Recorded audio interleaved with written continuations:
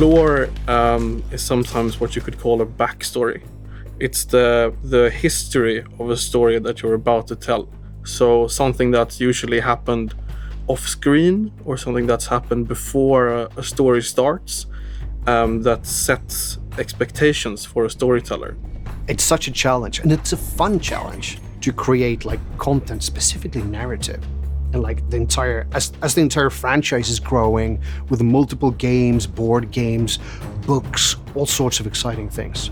And trying to keep all of these things together, that's the tricky part.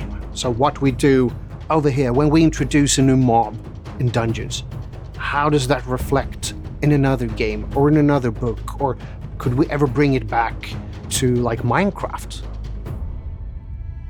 The biggest connection between vanilla and Dungeons is in the mobs, obviously, that we brought in from vanilla and translated those gameplay behaviors to a Dungeons context.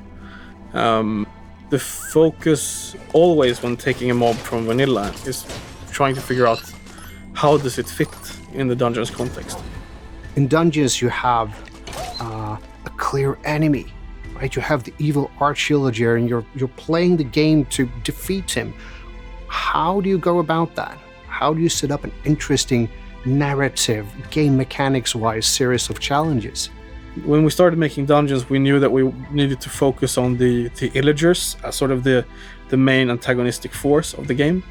But since we're not telling the story of the players, but we're telling the story of the world, we needed some sort of emotional center in the world to hook onto.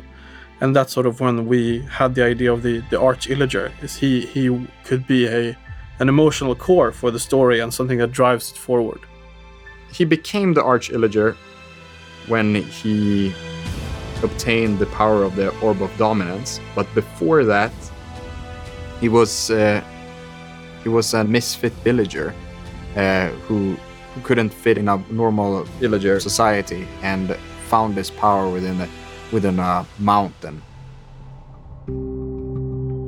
So when I write, I always try to be as free and open to ideas as possible. I try not to censor myself or to sort of critique my own work as I'm writing.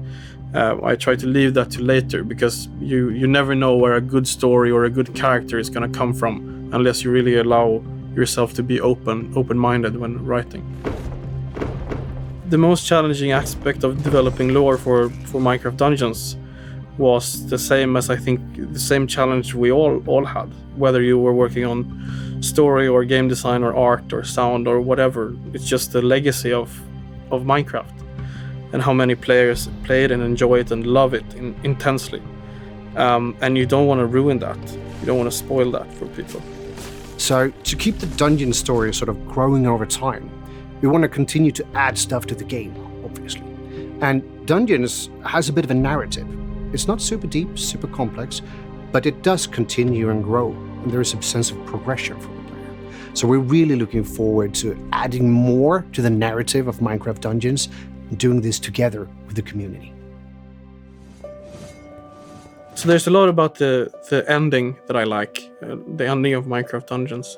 Hopefully players are going to walk away from it feeling like they did the right thing and it's not what they expected they would be doing.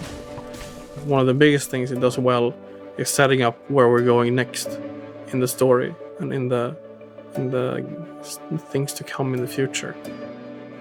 I hope the ending will make viewers happy. That's the biggest thing I hope for. I hope it will make people feel like they did the right thing as heroes.